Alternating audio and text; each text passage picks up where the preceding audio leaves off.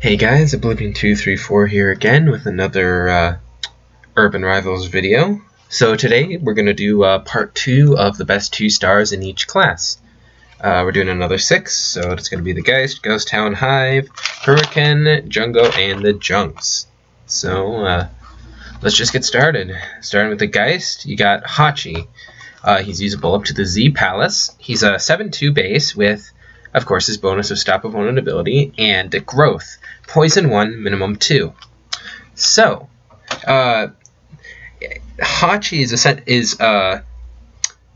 7-5 on turn 1 or 3, and he's a 7-6 on turn 2 with a Stop Opponent ability. That's pretty good. On turn, I mean, you never want to be playing him on turn 4 because it only deals, 2 damage, but it's a good ability that deals quite a bit of damage over time, assuming you get in on turn 2 or 3. Or, I mean, any turn except 4. And then you got Hoffman, who's also usable up to the Z Palace. He's also a 7-2 with Stop Opponent ability, and his abilities consume 1 minimum of 4. So if he gets in on turn 1, he has essentially -4 opponent pills, min 4. So that's a very devastating ability. You can really swing games in your favor, and it really just makes a threat that they kind of have to use a lot of pills to stop, even if you don't put a lot of pills into him. So yeah, they're just both very good, aggressive 2 stars, and they're really some of the only good ones that are usable to any really high arena. Moving on to Ghostown. I'm sorry the pictures here are bad. The site that I get my card pictures from doesn't actually have Ghostown on it for some reason. Maybe because they're new.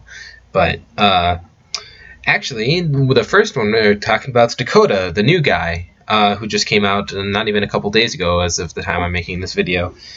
He's usable up to the Z Palace. He's an 8-2 with Knight, -1/-1 opponent power damage, that thing, and then Revenge +1 life per damage. And during the day he's a 9-3 with Confidence +1 life per damage. So I mean, he's obviously better during the day because of his increased power and damage, and the fact that you can courage to win around. But during the night he is more defensive, so he's more aggressive during the day and more defensive during the night.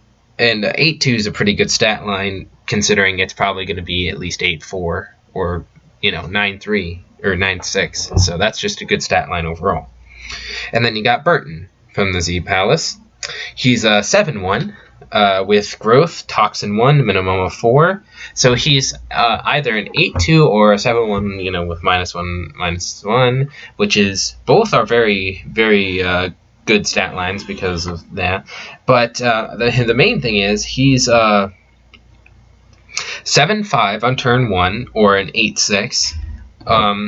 He's an 8-8 on turn 2, and he's an 8-8 on turn 3, and he's a 8-6 on turn 4, or just subtract 1 for both during the night. So he can do a lot of damage, and in the Elo mode, which is when I'm judging these. Oh yeah, my judging is the same as last videos. I'm keeping that. But yeah, he can do a lot of damage for being a 2-star. And yeah, so he's just pretty good. Moving on to the Hive. We're going with Hal Gladius and Chip. Hal Gladius is a 7-1. Usable up to the Z Palace with Equalizer, -1 opponent life, minimum 1, and his ability equals Equalizer, -3 opponent attack, min 5. So you send this guy up against a 5-star, and he's a 7-8 or 7-6, excuse me. That is not affected by damage reducers. I mean, with Stop Opponent ability, just destroys him, but that's a chance you have to take. And then Chip is usable up to the Politic Arena, and he's a 6-3 with Defeat, -1 opponent pills, min 3. So he's an okay person to just throw in front of something, and he's still got okay stats. So yeah, The Hive and Ghostown both really don't have that many 2-stars. While I mean the Ghostowns are both really good, the Hives really aren't. So yeah. Moving on to the Huracan, you've got El Papagallo and Noctezuma. El Papagallo is a 6/2 with defeat plus 2 life, max 12. So that's a good defensive ability and synergizes well with their bonus. Essentially, it reduces damage, but yeah, it kind of does. His bonus really does not lend himself to being defeated. It's just more upside if he is defeated, but otherwise he's not too impressive stats-wise. And then you've got Noctezuma, which is a 1/8 with confidence, power equals power of opponent. So as long as you have confidence, this is really, really good, because essentially you're going to win ties with your opponent, and the bonus gives you a lot of bonus attack, or it can. I mean, you can't play this on turn 1, but you have to win a round anyway. So if you win turn 1, this could really just end the game technically, because she can do like 10 damage with, Fury.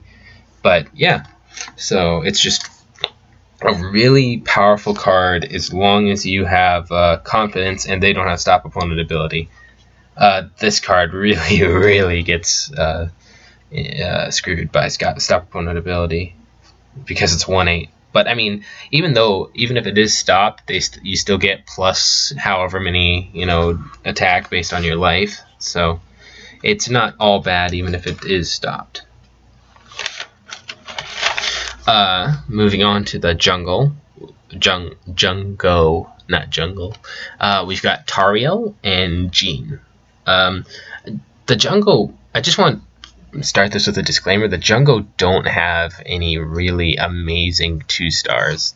They don't really have that much for damage dealing in general, but their 2-stars are specifically bad. Because Tariel's, let's start with Tariel. Tariel's usable up to the Z Palace, and she's a 6/2 with -1 opponent attack per life left, a minimum of 6. This is really good because it synergizes with the clan's bonus, which is plus 2 life. So you can essentially treat her like a 6/4, but yeah, this can go up against some higher star cards and higher power cards and still win. Due to, on turn 1, this is going to be -14 opponent damage, minimum of 6, so it's better than every other damage reducing ability on a bonus in the game, other than the Hive if they have Equalizer, and it scales, so it could be better if you win turn 1 with a Jungo. But then you've got Jean, who's usable up to the Politic Arena, and he's an 8/1 with stop opponent ability and plus 2 life, so this is essentially an 8/3. I mean, he's just a solid card. That's pretty much the only good thing about him. He's got stop opponent ability, which can help, but I mean, he only deals 1 damage. It's kind of disappointing, but he's really one of the only good 2-stars. So yeah, it's really not too impressive from the Jungo. They need some better 2-stars. And then you've got the Junkz with Flux and Carry. I would be including a CR on this list, but he's way too expensive for most people, and he's not usable up to super high arena, so I figured that's probably fine if I don't. So you've got Flux, who's a 6/2 with growth, -1 opponent power, minimum of 5.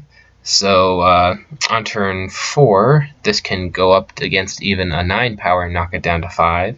So this is really good for fighting big things late, and with the attack plus 8, it really lends to you getting through, even though it is low damage. And then you got Carry, who's a 6/2 with defeat plus 2 pills. Oh yeah, these are both usable up to the Z Palace. Did I already say that? I might have already said that. Oops.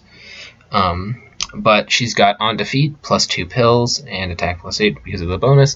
So you can use this as a bluff against one of your opponent's big things, so they'll put less into it, thinking that you're not going to put any into it, and then you do. That's really, but otherwise the +2 pills on defeat's just really good. But yeah, so that's about it for this video. Hope you enjoyed. If you liked the video, leave a like. If you really loved it, subscribe. Part 3 will probably be coming in about 2 days. With that, Oblivion 234 out.